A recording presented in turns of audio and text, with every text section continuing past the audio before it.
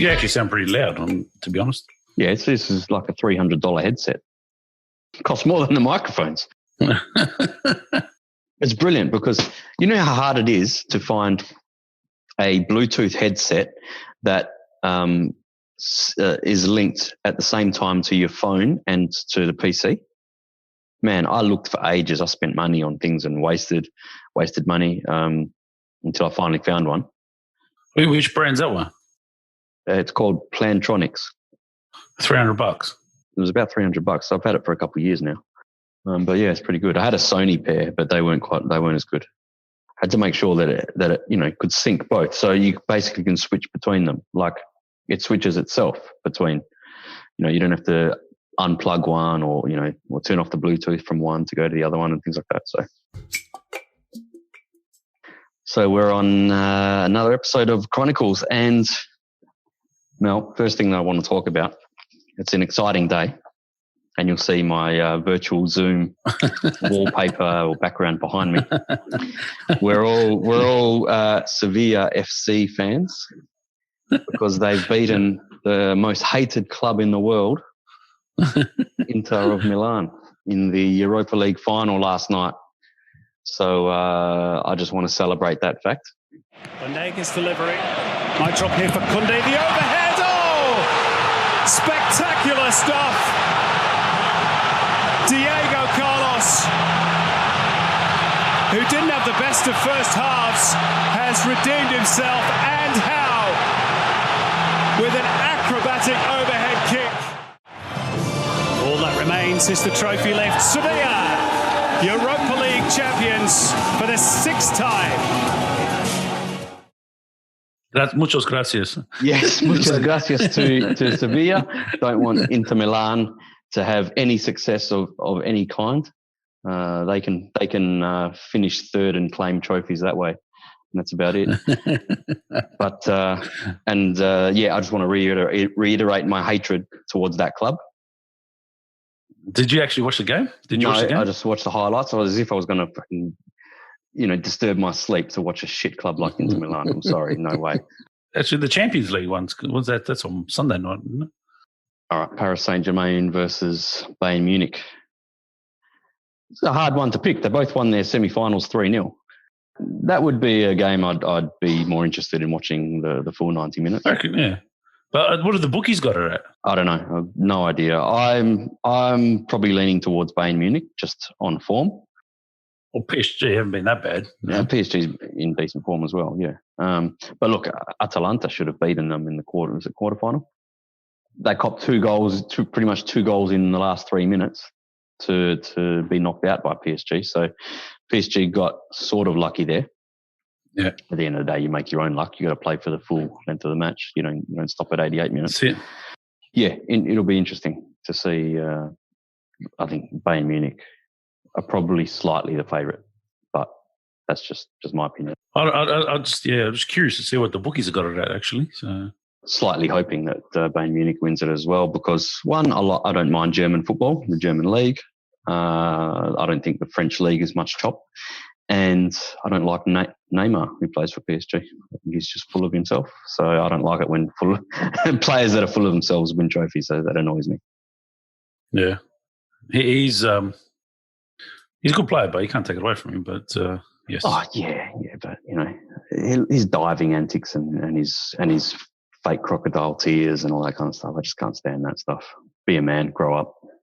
Who's who else they got? Mbappe there, quality. Mbappe, yeah, brilliant player. Yeah, I'll give it to him. I don't mind him having some success. Verratti Verratti is their Italian player, midfield playmaker. I'm not sure if he's been playing or if he's been injured or what. I haven't really been following. I've just been catching the odd highlights here and there. All right, plenty of things to talk about this week. It's just some topics that I noted down, and if you want to, put anything in, go ahead. But firstly, there was that supposedly racist cartoon in the Australian newspaper. Yeah, you mentioned that. I didn't see that, but you didn't see it? I sent it to you. No, I tried. Yeah, but I saw it, but I didn't see the actual newspaper.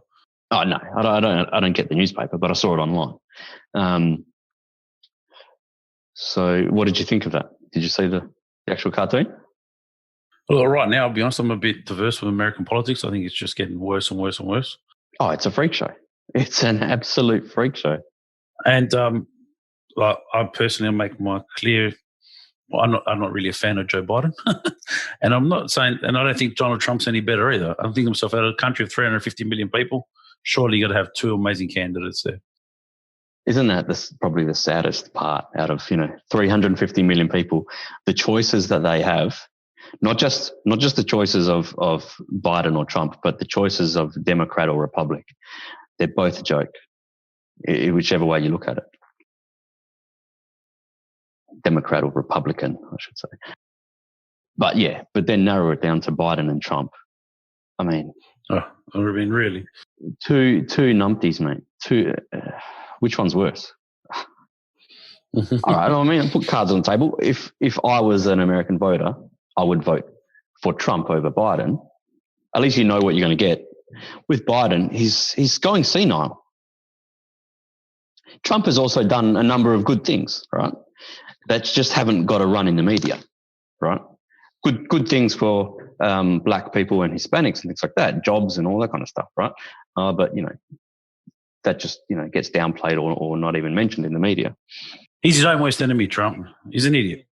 Exactly. He shoots himself in the foot constantly. He's an absolute dickhead of a bloke.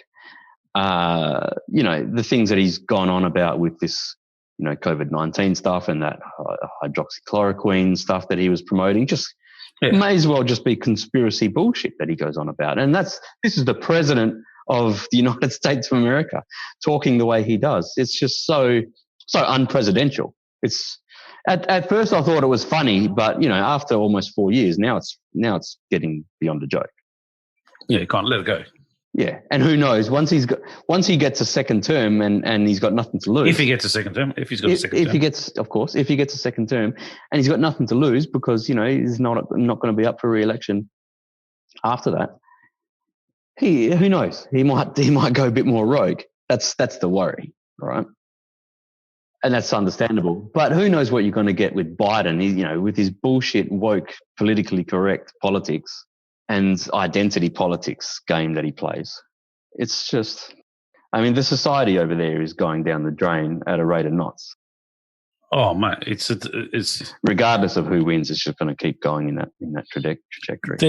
They're almost in a lose-lose situation. Yeah, because they're in a lose-lose situation. I'm thinking to myself, even the Democrats, you had so many people to pick from, and you pick him, And I like how he comes across. And Ben Shapiro is sometimes one of those guys that's got some comments that are good, some are bad, some don't agree with everything he says, right? But he turned around and said, he goes, Joe Biden's telling the DNC that he's going to fix race relations, he's going to do, and then he turned around and goes, what have you done for the past 47 years when you've been in politics then? Yeah. You were VP for 8. You know what I mean? Well, the thing is, he's a liar, Biden. You know what I mean? He's a racist person, if you ask me. And that's what that cartoon in The Australian was pointing out. Okay, so for anyone who didn't see it, I've got it in front of me. It's a caricature of Joe Biden standing at a podium giving a speech, right? And this is in the context of he's just picked Kamala Harris to be his vice president, running mate to be, potentially vice president in the campaign. And she is a black woman. She's a Jamaican Indian. Jamaican Indian. So however you want to say it, black or brown woman, right? So it's, people are accusing him of tokenism because basically she got 2% of the primary vote in the Democrat primaries. So she's not a popular figure whatsoever. So the criticism is that to pick her, well, who is she? She's an unknown. She's a nobody. She's been accused of having a very bad record in terms of, policy and things like that. But I won't go too far into that stuff. But anyway, so Biden, before this cartoon, Biden made a tweet saying, because he'd picked her to be his running mate, tomorrow morning, young women, in America will be, and he put in brackets, especially black and brown young girls, will be, feeling like they can do anything type of thing. You know, I don't have the tweet in front of me, but that was the premise, right? But he specifically singled out black and brown. Okay. So that's why he's being accused of racism. Oh, what about just women and young girls in general having hope? Okay. And I can see that argument. So that's where he's being called out for picking her as tokenism, right? She's just a token, person to run with him because it makes him look good. So the cartoon is saying, Joe Biden standing at podium saying it's time to heal a nation divided by racism. And then the next image, Kamala Harris is standing next to him. So I'll hand over to this little brown girl while I go for a lie down. Right. So basically, that's not the cartoon being racist. It's the cartoon saying Joe Biden is racist because he's playing the card. He's playing the race card, right? To gain favour. Racism 101, isn't it? But of course, big hoo-ha has been made saying that Johannes Leek, the cartoonist, is racist, and is making a racist comment by this. No, he's calling out Joe Biden's racism and tokenism. But isn't it a cartoonist's job to use satire? And that's what it is. It's satire. A cartoonist's job is to call out issues, call out people being hypocrites, like this is, using satirical cartoons. What's wrong with it? Why do people never? People understand the context, but they twist it. They turn it around, and to point the finger of racism when they are the ones that are racist. Interesting. Yes, it's all on as a set that affairs in American politics, and either way, the next 4 years in America is going to be one way or another. It's not going to be the best either way. And then you see Rose McGowan? She tweeted about Joe Biden. She's not really a fan of him. The one the Me Too movement. Because Rose McGowan was all about calling out people for sexual abuse and all that kind of stuff. Joe Biden's been accused twice. Yeah, two different women. Yeah, two different women. Is it okay? There's another hypocrisy on the part of Kamala Harris, who could potentially be the vice president. Right. So she's on record on video being asked, what do you think of those accusations? This is way before she was, picked as his running mate. What do you think of these accusations by these women? And she flat out said, I believe these women, and Biden should have to answer. And then she goes and accepts the offer to be the VP, the token running mate for vice president. Hypocrites all around. Because Rose McGowan, everyone was calling, and she was, where's the tweet? And everyone was calling her out. Like, what are you saying that for? You should support him. He's better than the other guy. And that's the other thing, right? It's like you can't criticize Joe Biden without people assuming that you're supporting Trump. Just if you say something against one, it's automatically assumed that you support the other. Even if you say both are fucking idiots. Yeah, well, I said they both are. It's just, it's so divided. It's ugly to see it and read all the stuff online. We'll find it. Well, I'll be interested to see what she actually said. Here you are.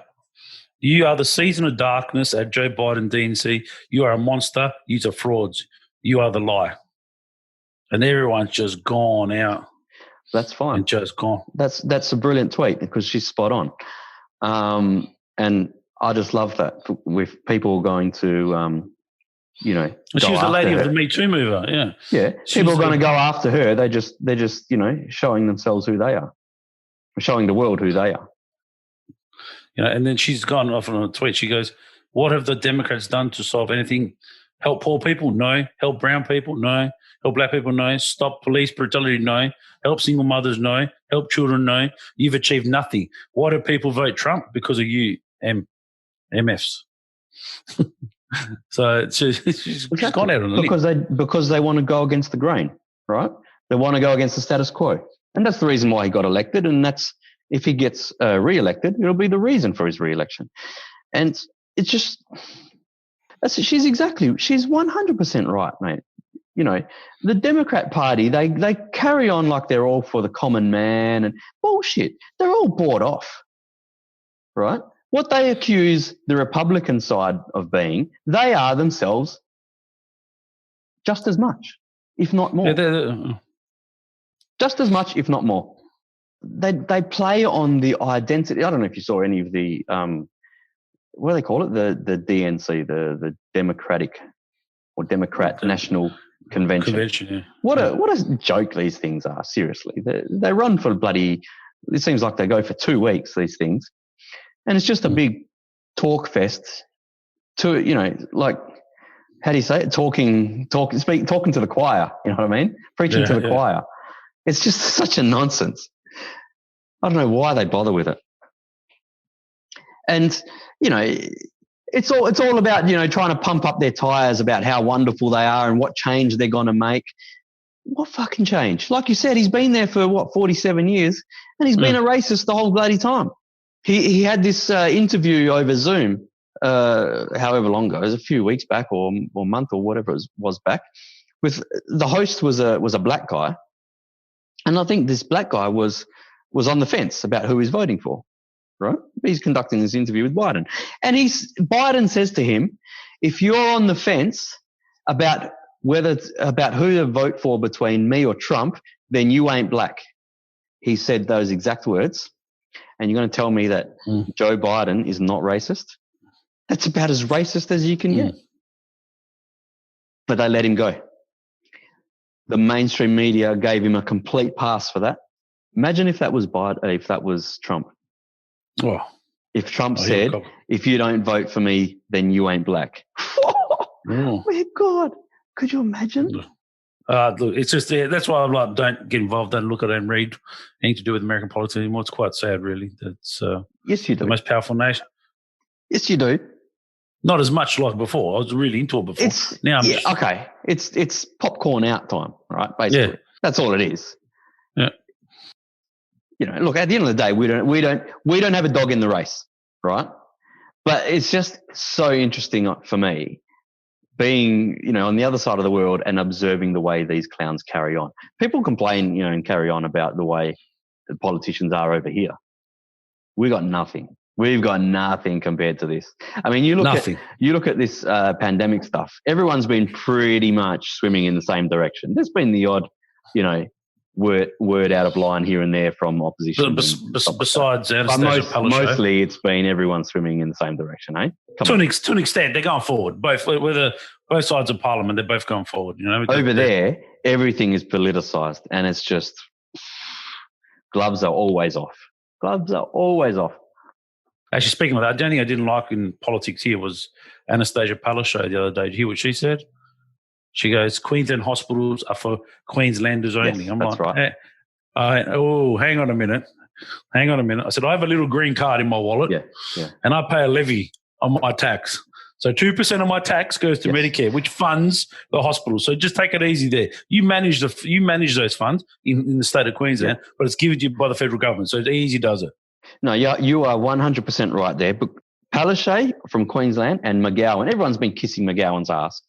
McGowan and Palaszczuk have been so parochial for their own states, rather than, as you know, isn't the slogan "We're all in this together"? But it's so divided between states about opening borders and all this kind of shit. They're all full of shit. South Australia, Tasmania, there another one. And then you got everyone. I stand with Dan. Still got me confused why you'd stand with him, but anyway. Look at Europe. In Europe, there's pretty much free travel, right? It's not that restricted, I don't think, anymore. No. They still got higher infection rates over there than Australia has ever had. Australian borders are completely shut. It doesn't make any sense. Considering the relative size of the country, right? And we're talking about state borders, not national borders. And, you know, and there's no travel in between. Come on. You're going to tell me that it's with such a relatively low infection rate over here, compared to Europe, we can't have state borders open, and it can't be controlled. You know, even if it would mean that there would be a slight extra infection rate, who knows? There might be, but to the extent of what Europe's had, is it worth pretty much shutting down state economies? I don't think it has been, and it hasn't been long enough for it to be, you know, for it to be seen that these measures aren't that needed. I don't know. Maybe there's more to it that I'm not considering, but it's just interesting times ahead from an accountant's perspective. I see a lot of businesses, mate, and my feeling is there's going to be some issues in the next 6 months, which people don't. Businesses closing the doors. I just think like JobKeeper, job seeker. We're interesting to see. That's what's just my vibe. So my thing, I think it's going to be a lot of pain coming up because it's harder to get out of a rut. It's easy to slow the economy down. It's just hard to ramp it back up again. I think people probably also get used to it. Like they get a bit complacent, knowing that they've got that fallback plan of if they don't make, you know, firstly, if they're not working or if their businesses hasn't been making any money, they've got that fallback plan of, you know, they're still going to get, you know, at the end of the month, you know, a few grand injection. So it's a mindset thing as well. A lot of people have deferred their mortgage, right? A lot of people have done that. A lot of people have pulled out super, 10 grand each financial year, and have actually just blown the money on crap as opposed to spending money on what you actually need it for, like to survive or mortgage or something. If you're unemployed, I mean, I've heard some stories of people just spending the money on superchargers for cars, rims and tyres, suspension, a dog. Someone I heard bought a dog. That was like a $7,000 dog or something. A $7,000 dog. Yeah, some stupid dog. It was like some expensively ridiculous dog breed. I'm like, that's ludicrous. You know what I mean? My opinion. That's not what it's there for. The money's there for to survive. Don't you? Fair enough, but at the end of the day, you can't stop people spending whatever they want to spend. You know what I mean? No, of course, but I don't think it's wise to rip out your super if you're going to spend it on a supercharger for your car. Well, Australians have never been great at saving, have they? Or generally as a population, not really, no. Well, I had other people that decided they needed to pull the money out as a deposit for their house. Well, that's quite smart. Okay. You know? Well, that's fair enough. You know, at least that's something that is an essential item. Exactly. So I don't see that as a problem. But, yeah, I don't think to buy a dog is a very wise move, personally. Or to go spend a supercharger or suspension on your car is another good move. But who am I to say how people spend their money? That's how I look at it. And a lot of people pulled their super out and that actually haven't dropped 20 hours or 20% of their you drop 20% of your working hours. So. It'd be interesting to know that, you know, let's say you're 40 years old and you take 10 grand out of your super, what that costs you at retirement age. You know, what the net future value of that is. Oh, I think I did a calculation. It was, like I said, don't quote me on it, whatever. It was like 70 grand or something. If you took it out. For 10 grand now? Like if it was like 30 years or something thereabouts. I was saying it was pretty impressed. Like, oh, wow. You know, it's a fair chunk of money. Yeah. But you got to bear in mind, if you're in your 20s and you got 10 grand and you're compounding all the growth on that, yeah. You know, because the super funds have been actually doing not too bad. Yeah. Interesting. Definitely. So it's a lot of money. That would be definitely a last resort, pulling out your super. For sure. Like I said, but if you needed to survive, that's different. You know, I don't have a problem. You know, because that's what it's there for. But I just like to see a lot of people spend it on stuff that really I don't think is essential. You know, and it's more of a need item as opposed to a want item as opposed to a need item. They're not paying down their mortgage and they're not paying down. You know, but that's what they want to do. We'll see what happens in the future. We've said it how many times before, but it's just that stuff like that just makes you realise how this is going to be affect the economy for probably decades to come. It'll have flow on effect. Absolutely. And this is not in terms of in terms of pandemics, this is not the worst it can be, right? Right. This is not the big one. You know what I mean? The one that makes everyone drop dead in 5 minutes is what I'm talking about. This is a type of pandemic you can get over. It's not Ebola. Obviously, it's killed a lot of people around the world. I get that, but it's not like that. It's not as bad as it's been made out to be in terms of numbers. Okay, and in terms of how fast it kills you and stuff like that. You know, obviously, no medical expert, but I think there is potential for a pandemic virus to be far, far worse than COVID-19 one. So if that was to come about, could you imagine that? Oh, if you look at it that way, like I know what you're trying to say, but yeah, as time's moved on, treatment's got better, and survival rates have gone better.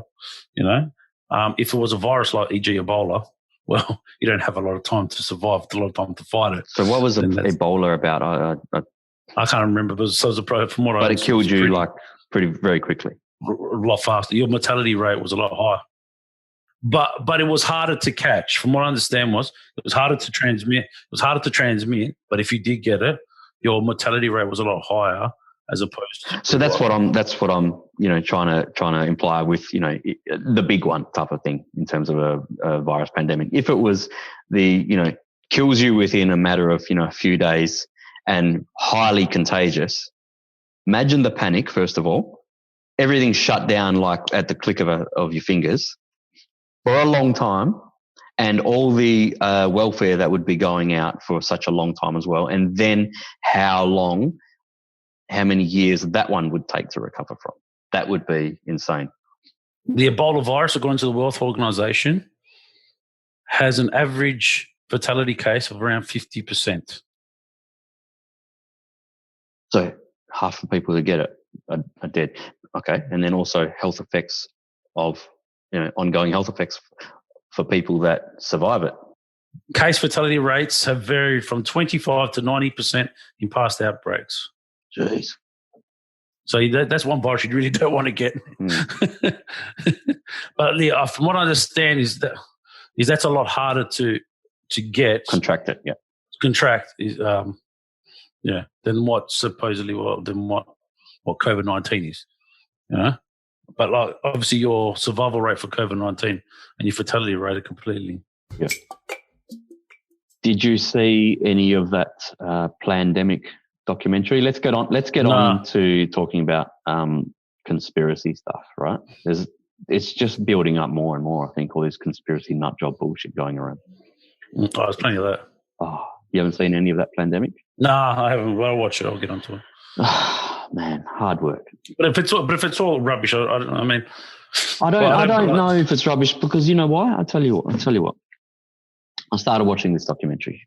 Okay, had it playing on a laptop while I was working the other day. I couldn't pay attention to it. It was such hard work to pay attention, and I'll tell you why. The tactics that they use in this documentary. The mysterious music, it's like a, that kind of bullshit, right? And the narrator with the really hushed voice, like this is so serious, how do you take that seriously, right? Because they're obviously using these tactics to get into your mindset that they are correct. Follow us, believe what we're saying. Whereas that doesn't work with me, right? If you're going to present facts to me, do it without the effects. I just want to hear the words, see the stats, right? Stand in front of a fucking whiteboard and point to a diagram, right? That's going to work better than showing me bullshit effects and sound and hushing your voice and stuff like this. Honestly, I had it playing. I think I got to about halfway. I couldn't tell you what I learnt or what I didn't learn, and I just went, I'm done. Conspiracy bullshit, mate. You can't be taken seriously if that's the way you're playing it. I don't like these conspiracy theories about virus, and they're doing this for come on. I read this article about the mindset of people that believe conspiracy theories and stuff like that. And look, I'll admit there's the odd thing that I have my questions about. But I don't land on a decision that yes, this is definitely done because of this, or because of this conspiracy or whatever. I don't know. Some things are worthy of being questioned, and I'm not talking about just pandemic stuff, just things in past history. However, the general mindset of a conspiracy theorist, you've got to think, is like someone who is just a complete reject of society in some way. You know what I mean? Well, a lot of conspiracy theory, like the one about the vaccines, I'm like, you got to have your vaccines. You know what I mean? Me personally. Exactly. And as a doctor once said, he goes, "Have you ever seen a child with an iron lung? Well, there you go. That's why you have a vaccine for." Yeah.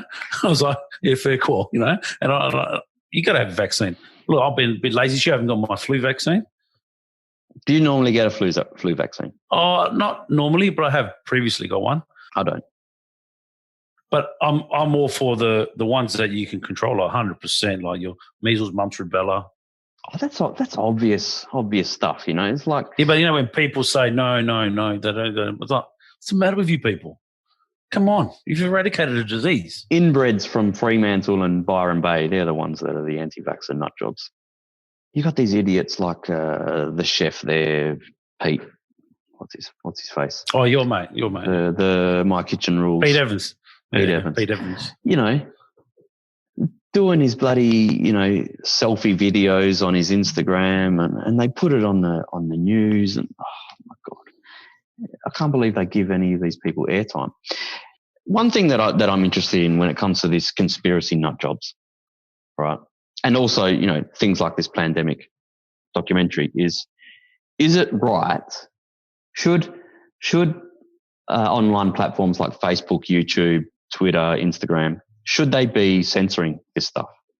Oh, look, I'm against censoring anything personally. I believe in free speech. But in saying that, but in a time like when it's something to do with public health, right? You've got to weigh up whether spreading false information in the hope that it's going to be kind of shouted down or debunked. There's that school of thought, or do you just try to smother it and not let it be out there so that it doesn't cause any panic and damage? I personally believe in free speech. I reckon we've got a mouth. We're not in Turkmenistan or North Korea where you can't say anything. I think you should be able to, regardless of how stupid some things are, and the average person will probably work out they're nut jobs. So 95% of the population say they're a nut job. You're always going to have 5% of the population that is a nut job anyway. Yeah, so. And that's my point. Like, what's the damage that 5% nut jobs can do? Yeah, but what? So yeah, I think they're a growing percentage. That's the thing. Because everyone's got access to it now. For a number of years, all this stuff's been at your fingertips on the internet.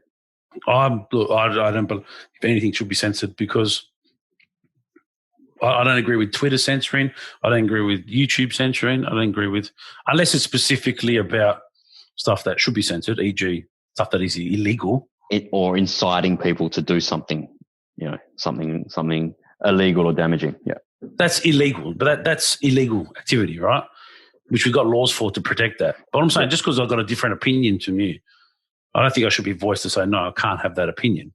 That's no different than what the mainstream media is doing in America. Saying that my opinion's right and your opinion's wrong. Yeah, that's a good point. You look at the mainstream media, that's full of false stuff as well. Yeah. Yeah. So it's at the end of the day, I'm not a fan of all of them. Like I said, if they're breaking the law, yeah, of course, then that's got to be censored. But you can't censor someone's thought process or their mind. What it does is muddy the waters of information, so that the average person looking for information doesn't know how to make heads or tails of what information is correct and what information is false. That's the issue. That's the problem. And then if a platform like Facebook or YouTube is going to censor stuff, well, who are the people that are deciding? Who are the people behind these companies that are deciding what's correct and what's false? Who's the arbiter of it? It's a big dilemma, isn't it? Of course it is. It's just a minefield out there, all this stuff. And then you got these amateur people, like, we talked about this hydroxychloroquine. That's just a good example. People that are just so sure about, that's the big cure-all for this virus, right?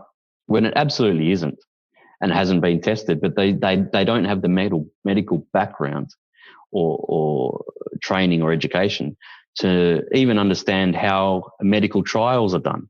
Then they're spruiking it as the big cure-all. A big problem, I think, is that the medical industry, or people in medical professions are not explaining this stuff in layman's terms enough for the public.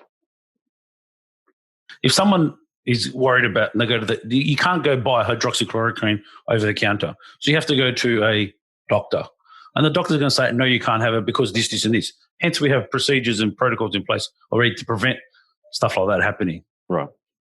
So that's how I look at it as well. That's what the pharmacist say. Well, you can't have that because you haven't got a prescription for it. So, the doctor's going to say, no. So there's a big hurdle there, and that's fair enough. There's a big hurdle. Because I can't go prescribe myself. I can't go to a doctor and say, I need hydroxychloroquine. The doctor say, no, you don't need it. What am I going to give it to you for?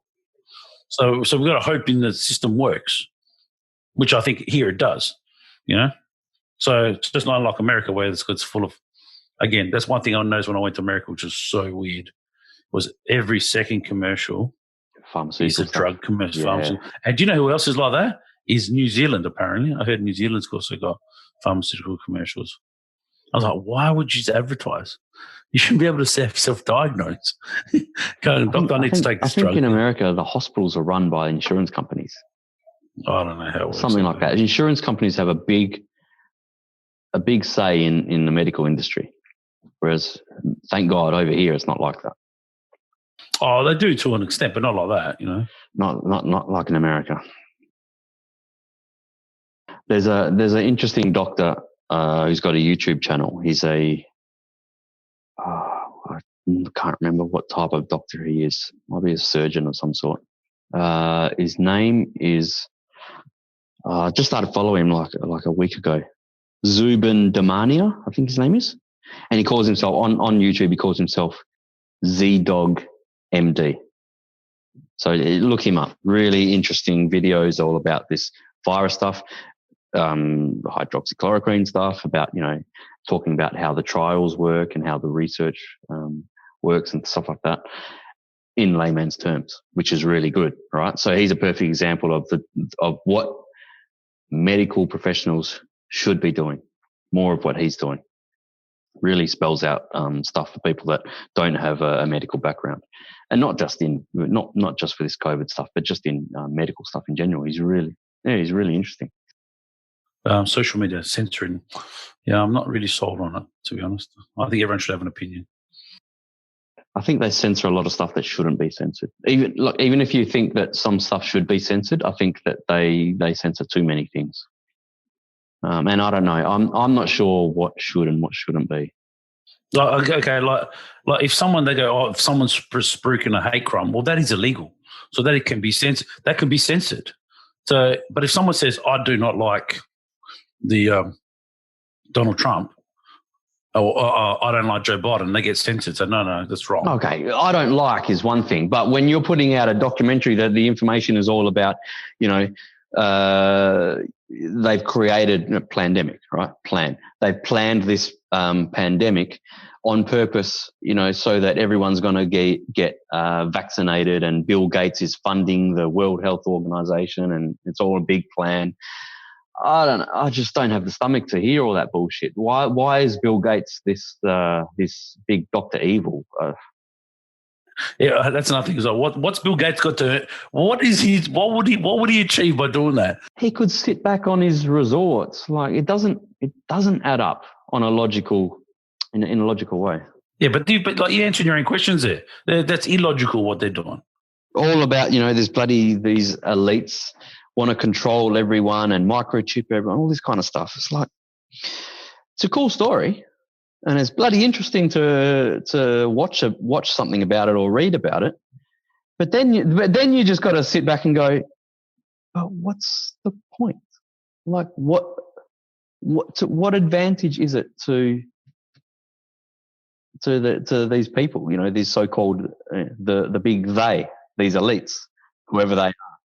The only conspiracy theory I got like half a chance of believing is Jeffrey Epstein didn't kill himself. Oh, okay. I think what's obvious is obvious. Okay, that is so obvious. He did not kill himself. Yeah. What's obvious is pretty much always obvious. I don't know if even that even makes sense, but you know what I mean. But you know, to come up with all this, you know, this pandemic was planned and all this kind of stuff, and it's, you know, to be tyrannical and microchip everyone and you know, mind control and blah blah blah. Right? God, it's such a minefield. You've got to have such a warped and at least a creative bloody mind to come up with that stuff. While we're talking about conspiracies, you know, 9/11 is a big one, all right? That you know, people claim is a conspiracy, an inside job, all this kind of stuff. Who the fuck knows? However, one thing that has always troubled me is the Building 7, right? Which you know, collapsed at free fall speed like a demolition. I just can't get my mind past like how does a building fall down but not stumble down? You know what I mean? How does it not like take its time in some way? It just goes plonk down like a controlled demolition. Now, that doesn't mean that I know that was a controlled demolition, or I 100% have no doubts that was I just have questions like, how the fuck does that happen? It was just fires on some floors. No, the one question I do have is about 9/11. Is if the plane did land in the Pentagon, where's the plane parts? Again, another one. Yeah, it's never. I've seen a lot of people ask that question. But I've never seen it answered definitively. That annoys me. Even the that one about the Pentagon there, that's to me it's a big one as well. Another one with the plane crashes in 9/11 is that the one that crashed into the field, was it Pennsylvania or whatever it was? They made a movie about that one. I don't know. I think they did something 93 or Flight 93. I think that was called. A lot of the conspiracy stuff about that one is that there's a massive crater in the ground where the plane hit, but there's no fuselage or no plane parts. Now, I don't know. I haven't seen enough photos to know, but that's just something that, you know, a conspiracy that I've seen online. I don't know. Again, there's got to be an answer to it. I just haven't seen it. If that happens today, the footage will be a lot different. Everyone would have footage, you know what I mean? The one that makes me laugh is that even the planes that crashed into the Twin Towers, that was a hologram. They weren't real planes and stuff like that. So, come on. Yeah, no worries. So where's the building gone? Or they were drones. They weren't the real, you know, airlines. The planes were swapped out. They weren't. Yeah, they didn't have. Yeah, tell that to the poor people. Tell that to the poor families they lost their life. Yeah, exactly right. So what? They flew these planes off to some island somewhere, swapped the planes, killed all the people, buried them, and then flew drones into the Twin Towers. It's too far fetched. It's ridiculous. That's like the other moon landing one. Yeah, that's another good conspiracy theory. I can't even start with that. That's just insane. You know, someone actually said, they actually worked out, they said for that to be a conspiracy theory, they need 400,000 people to make that happen, right? Now, you think about it. Now, you're telling me that in 1969, 400,000 people would keep their mouth shut? There's a video online of some guy coming up to Buzz Aldrin, who was he the second astronaut to second, foot, yeah. Right, after Armstrong, coming up to him, and Aldrin, I think, is in his 80s or something like that, and accusing him of this conspiracy that they never really landed on the moon, and Aldrin just punches him in the mouth. Doesn't even respond, just whacks him in the mouth, and this guy just goes plonk. And it's hilarious watching this old guy deck this young guy. It's fucking brilliant. Yeah, that's another conspiracy. I was like, yeah, that one there, rubbish. Yeah, rubbish. Yeah, I mean, look, even conspiracies about 9/11. Okay, it's just how could that stay hush hush if that was an inside job? I don't know, but because I mentioned Building 7, and probably most of the people listening to this will wonder what the fuck is Building 7. It's actually the third building that fell that day that probably no one's even heard about. It was because the buildings fell at about 9 a.m. roughly New York time. This one fell at about 5 p.m. that day. Yeah, I thought it was damaged by the two twin towers that fell, caught on fire. I don't think it was like a massive fire though, but multiple floors were on fire, and eventually it fell. But the thing is, it came crumbling down like at free fall speed, like a controlled demolition would. So for a building to fall at free fall speed, all its supports need to be at the same time cut away or blown away, like they would do in a controlled demolition. That's why a lot of people think that Building 7, which is the size of, if you in Perth, I think would be equivalent to the height of our biggest skyscraper here, which is that the R&I Tower? What do they call it? Central Park, South 32, yeah. It's pretty much equivalent to that height. And I think the Twin Towers were probably 3 times that height, something like that? No, twice the height. Twice that. There are 100 stories, yeah. Okay. Yeah, so that just doesn't make any sense to me. That if a building's going to fall, okay, but why would it fall at free fall speed and not collapse its way down? Also, the same could be said about the actual the Twin Towers that fell. They both fell at free fall speed. And then you've got the fuel, all right? You've got the jet fuel that was on fire that melted the supports apparently. So I'm not gonna go down the rabbit hole with that one, okay? Because that could be possible, even though some people say it's not, right? However, the Building 7 is the one that just frustrates me in my mind because that didn't have the burning fuel. There's got to be an answer to it, all right? There's probably an answer to it that I just don't know. But it's just an annoying one for me. Always has been. The most famous face of the guys, the terrorists that actually blew up the building, one of those guys' name was Muhammad Atta, right? Anyway, they found his passport on the floor. And I'm like, how could you find the plane that blew up when it landed there? How could you perfectly find a passport on the floor? Come on, seriously. I mean, that would be absolutely ridiculous, and I would even say 100% impossible. But is that real? Did that really happen? Or are people making that story up? That would be my question there. Was that just made up to try and make it look like it was a conspiracy, as one of the 1%ers to try and make it look like a conspiracy? I don't know if that really did happen. It wouldn't surprise me if that didn't actually happen. Yeah. So there's an organised. Well, there probably has been since it happened. An organisation called Architects. Oh yeah, I saw that. What are they called? Engineers, architects, architects and engineers. Hang on, it'll come to me. That's it. Architects and Engineers for 9/11 Truth. I think that's what they're called. Right? And apparently they've got all this evidence and they've presented reports and all kinds of stuff about how it has to be a conspiracy. It couldn't possibly have happened the way the official story is and the way we saw it, type of thing. However, especially since you've got these people like these doctors that have come out like a few weeks ago, American frontline doctors they call themselves, going on and on about this hydroxychloroquine stuff. That's actually bullshit, right? Makes me wonder, are these so-called experts that come out and they form these organizations, trying to disprove and debunk, official stories, are they just, are these nut jobs just everywhere?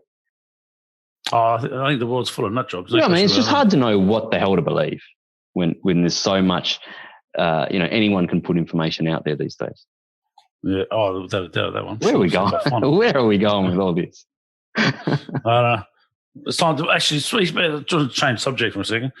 Did you watch the Moto GP the other night? I didn't watch it, but I know what you're referring to, and I have seen the incident. Oh my God! Wow. If that's not a sign. I'm telling you, I think that is the sign for Valentino Rossi to say, all right, I'm 40 years old. I've won, what's he won, nine championships? 9 championships. That'll do it. I'm not going to win another one because there's guys half my age going much faster than me now. I'm happy to sit back and, do something else with my life. Surely. If that doesn't make you do that, a bike, fly, two Not bikes. once, but twice. 2 bikes. Twice. So basically he was just happened to be in between 2 bikes that flew at him at 300 kilometers an hour.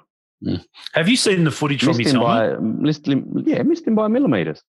Have you seen the footage from his helmet? It's like how fast it actually was. Yeah, it's like it's like milliseconds. So you couldn't. There's no way you could react to it. Oh my God! Just think about that. If that was you, right? And I know these guys pretty much put their life on the line every lap they do, right? Because anything could potentially happen on those machines. But if that was you and you had that experience, and if you had have been going a kilometre an hour faster or a kilometre an hour slower, you would have been dead. No 2 ways about it. You'd be dead. 100%. Everything just lined up correctly with that crash that he actually happened to be in between those 2 bikes flying at him. Mate, it's incredible. There's too much luck there. And that's if that hasn't used up all your luck, God, mate, I'd be like, I don't know, do I even finish off the season or do I just hang it up right here? I would have wrapped it up. That was me. Then after this that's like when Senna. Did you remember that story about Senna when Ralph Ratzenberger died? Ratzenberger, was he the one that died the day before? The day before or the practice? No. What's his name had the accident in practice? That was Barrichello had a big accident. Yeah, but Barrichello had the accident walked practice. away. He was, walked away, but he was all right. Yeah, he was shaking. Then Ratzenberger died. Ratzenberger died in qualifying the day before the race. Qualifying, yeah. And because I think it's on that documentary, Senna or whatever. Yeah. He looked like he was the most concerned one of all the drivers. Yeah, that's what he was. And then he actually got in a car and drove out to the accident, didn't he? Senna did. And what they say about, and then the doctor, Senna's doctor, said, Ed, what are we doing this for? Look at him. Life's too short. That's right, because he was very close with the F1 doctor. Yeah, let's retire and let's go fishing. Yep. And then the next day. I still remember seeing I can still picture the helicopter. I don't need to see it on a video. I can still picture the helicopter flying off from the track to go to the hospital with Senna in it, That's what stays in my mind from Senna's crash. The helicopter flying away, flying over the kind of the forest. Oh mate, and speaking of which, if we talk about Formula One now, like Lewis Hamilton probably go down as one of the greatest drivers of all time because of what he's done. But mate, you can't put him in the same category as Ayrton Senna. Exactly. Struggle to even mention his name in the same sentence, mate, to be honest. I mean, that's just another level. And if he's honest with himself, he would as well. I think, for that he probably would be. But, Senna was just probably the best of the best of the best, And you're looking back. I don't think he won as much as he should have or could have in terms of championships. But in terms of a driver, and not being someone who knows every detail and in and out of Formula One or motorsport, obviously. But for me, Senna was, the best. Better than, above Schumacher. And I'm sure Schumacher has even said it in the past that Senna was greater than he was. Mate, Senna was something else. But even you look at where was it? Senna was that race in the wet where he started from the back, and by the end of the first and second lap, he was incredible. Yeah. So that is pure driving, mate. And he still had a stick shift then, not like now where it's on the paddle. It's the old, completely different sort of racing, and the beast of a motor was just a completely different beast. beast of a car, suspension, and everything was just completely different. It was at the end of the first lap. You go from the back to first. Yeah. In one. Well, it was just something incredible. In less than a lap, I think. Yeah. It's just incredible, and just shows what guts he had and how well he knew the car to make it perform in the wet so much better than everyone else could make their cars perform in the wet. Oh, he's and I reckon it's amazing. If we look at the greatest Formula One drivers, he's by far. I mean, Prost was good too, no question about that. And obviously Schumacher and Hamilton will go down as one of the greats too. Not going to take it away from him. He will, but he's just got a different car, Yeah, but statistics, they're not. You got to bear in mind, in 50 years' time, they're not going to look and say, "Oh, his car was so much better." They're going to say, "Lewis Hamilton, six-time world champion, most podiums, most wins." That's what they're going to see. With Formula One, I would just love. Wouldn't it be brilliant? Is like put everyone in Hamilton's car. So we clone that car across the board. I mean, I'm talking fanciful here, but. That would be a dream race for me. Show me who's the best driver. The thing about Formula One this season, if you look at the mid-pack, like from third to even towards the end, it's great racing. Between McLaren's there, Ferrari's there, Renault's there, AlphaTauri's there. They're all there. It's all within. But it's just Mercedes racing point. And the Mercedes is 20 seconds ahead at a minimum of everyone else. Verstappen is probably, I'll tell you what, he's really impressing me as a driver, but Verstappen, isn't he? Yeah, he's getting better. He's getting better. He's actually like before. I reckon he used to be really hard on the car. Now I reckon he's actually he's learning. Yeah, it comes with maturity. So he's obviously maturing, hopefully as a person and obviously as a driver. So I think he's definitely a potential for a future world champion. Something his dad couldn't do. How long can Mercedes keep this up though? Well, obviously, the thing changed in 2022 now. It was supposed to be 2021, but that's been pushed back now. So what's changing? 2022.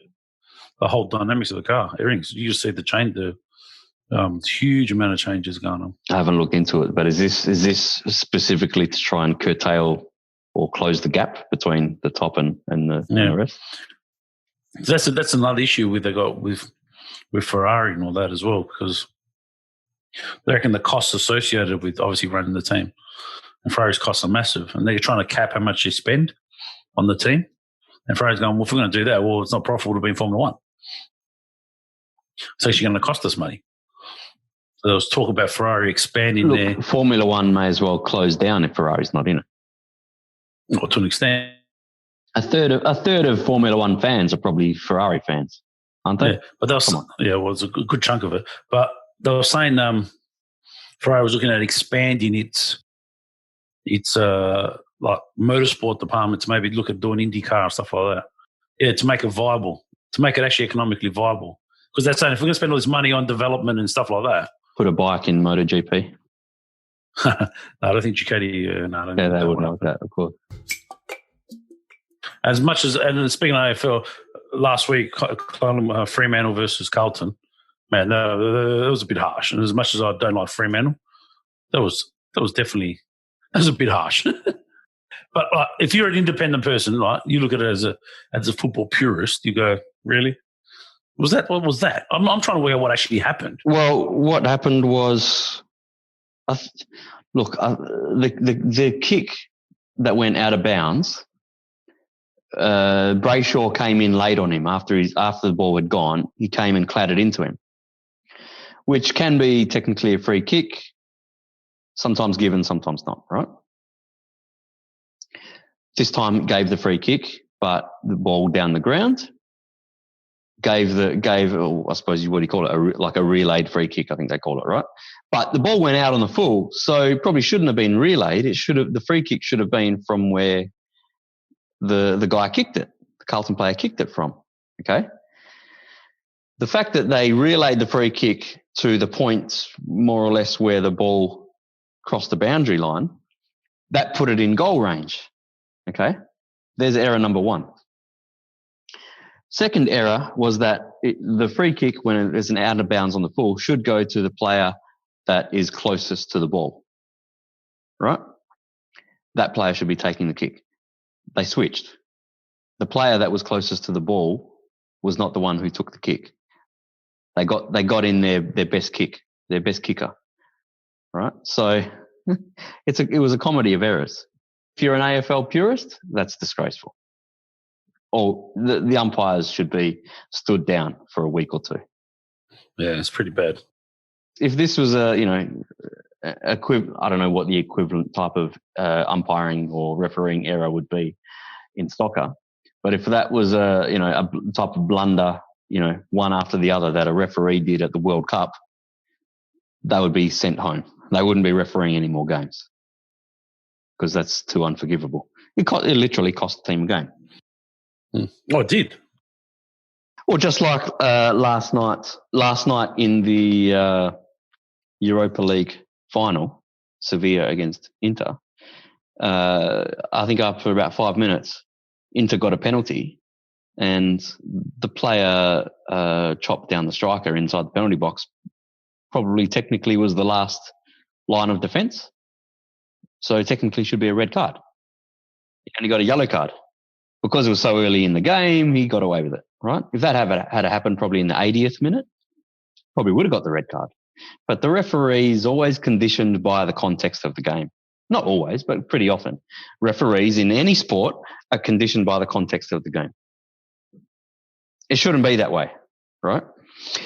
And let's go back to another incident in terms of the context of the game, the position on the field, right?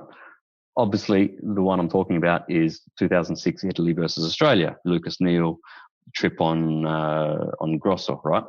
So if that was in the 50th minute on the halfway line, that incident, that would have been given as a free kick and no one ever would have batted an eyelid at it. But because it's the last 20 seconds of the match, inside the penalty box, the context is changed. I thought you were going to talk about Dom Sheet in 2018. Well, there's another one we could bring up. Sometimes that's given, There's a blocking from Willie Rioli there. But there's two ways of looking at that incident there, right? Because you could say that the Collingwood player ran into, it was Liam Ryan, wasn't it? No, it was Willie Rioli. Willie Rioli, okay, sorry. That's right, because Ryan took the mark and sent it up to Sheet. There's two ways of looking at it. You could say that should have been a free kick for the Eagles because the Collingwood player ran into Willie Rioli's path. There's two arguments there. Victorians are always going to say that was should have been a blocking free kick. Collingwood supporters will say it should have been a quick. Victorians, Mel, don't. No. You listen to the commentators. When Victorians are worse than any other state when it comes to parochialism in footy.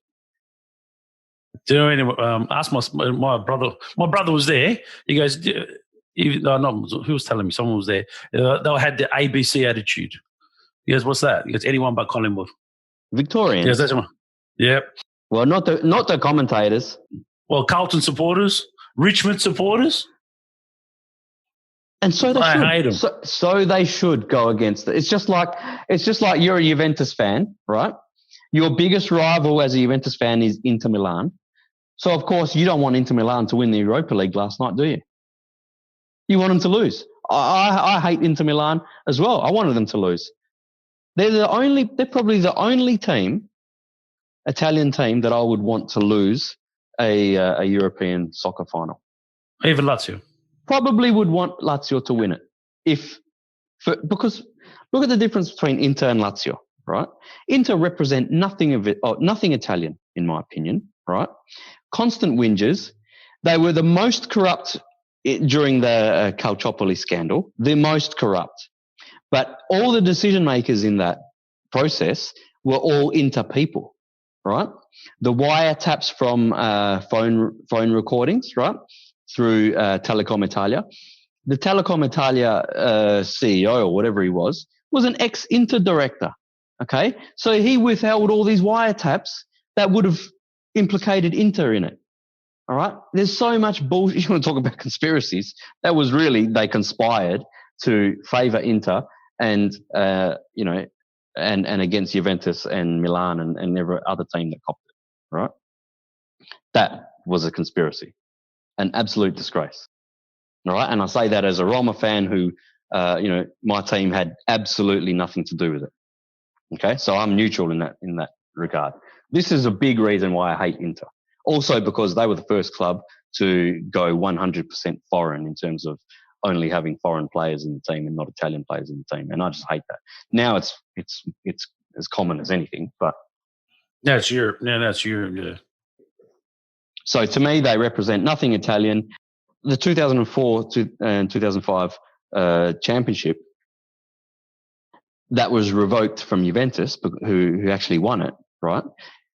Inter finished third. So it was Juventus, Milan, then Inter that year in the final standings. Inter was 14 points behind Juventus, right? They revoked it from Juventus. Milan copped the penalty, so they didn't get the Scudetto. Inter were the supposedly clean club, even though they were the biggest offender. They got handed the Scudetto that year, right? And they claim it. If that was my club and they claimed that after being third and 14 points behind the leader, I would be embarrassed. So sorry, that club is forever. Leaves a bad taste in my mouth. Can't stand them. So I will celebrate anytime they lose. That's for sure. That's my feelings. Sorry, I know I'm very passionate about. I'm passionate about hating Inter Milan. But yes, but you mentioned, would I support Lazio as a Roma fan? Would I support Lazio in a European final? Look, at the end of the day, I don't live in Rome. Okay, so I don't live the derby atmosphere. Right? I don't like Lazio as a club, but I don't hate them the same that I hate Inter, because I actually hate Inter. Right? If they got relegated and the club just completely folded and didn't exist anymore, Inter we're talking about, I would be, mate, I'd do a moonwalk. Mate, I'd dance a jig. It'd be fantastic. Whereas I don't live the Rome derby atmosphere in terms of, I don't live in Rome. So obviously as a Roma fan, I don't like Lazio and I want to win the derby every time. But if it's good for Italian football that they would win the Champions League or the Europa League, yeah, I'd probably support them. It would also depend on the context, right? Have they been pissing me off lately? And who they're playing against, right? Yeah. So I don't know if they were playing against. I don't know what's a European club that I like. You can't say Barcelona. Barcelona at the moment are a joke. And Barcelona, they've won enough in the past that they don't need to win for a while. Who are you? Bochum. Okay, Bochum. All right, got family in even though they're in the German second division. But okay, good example. Let's say Bochum got to a European final against Lazio. I'd probably support Bochum because I've got family that live in that town. Fair enough. Good example. I don't know. If it was someone like Paris Saint-Germain or Manchester United, English clubs, let's not go there. I don't know. If it's going to be good for Italian football to win, yeah, I'd probably support Lazio. But nothing that Inter does is good for Italian football in my mind. That's it. All right, it's time. Finish on a exciting note like that. All right, mate. Have a good one. I'll talk to you later. Speak to you soon. It's been interesting. Ciao. No worries. Ciao. Most of us think compulsively all the time. That is to say, we talk to ourselves. I remember when I was a boy, we had a common saying, talking to yourself is the first sign of madness. Now, obviously, if I talk all the time, I don't hear what anyone else has to say. And so in exactly the same way, if I think all the time, that is to say, if I talk to myself all the time, I don't have anything to think about except thoughts. And therefore, I'm living entirely in the world of symbols, and I'm never in relationship with reality. All right, now that's the first basic reason for meditation. But there is another sense, and this is going to be a little bit more difficult to understand, why we could say that meditation doesn't have a reason. or doesn't have a purpose. And in this respect, it's unlike almost all other things that we do, except perhaps making music and dancing. Because when we make music, we don't do it in order to reach a certain point, such as the end of the composition. If that were the purpose of music, to get to the end of the piece, then obviously the fastest players would be the best. And so likewise, when we are dancing, we are not aiming to arrive at a particular place on the floor, as we would be if we were taking a journey. When we dance, the journey itself is the point. When we play music, the playing itself is the point. And exactly the same thing is true in meditation. Meditation is the discovery that the point of life is always arrived at in the immediate moment. And therefore, if you meditate for an ulterior motive, that is to say, to improve your mind, to improve your character, to be more efficient in life, you've got your eye on the future and you are not meditating. Because the future is a concept. It doesn't exist. As the proverb says, tomorrow never comes. There is no such thing as tomorrow. There never will be, because time is always now. And that's one of the things we discover when we stop talking to ourselves and stop thinking. We find there is only a present, only an eternal now. It's funny then, isn't it, that one meditates for no reason at all, except we could say for the enjoyment of it. And here I would interpose the essential principle that meditation is supposed to be fun. It's not something you do as a grim duty. The trouble with religion, as we know it, is that it is so mixed up with grim duties. We do it because it's good for you. It's a kind of self-punishment. Well, meditation, when correctly done, has nothing to do with all that. It's a kind of digging the present. It's a kind of grooving with the eternal now, and brings us into a state of peace where we can understand that the point of life, the place where it's at, is simply here and now.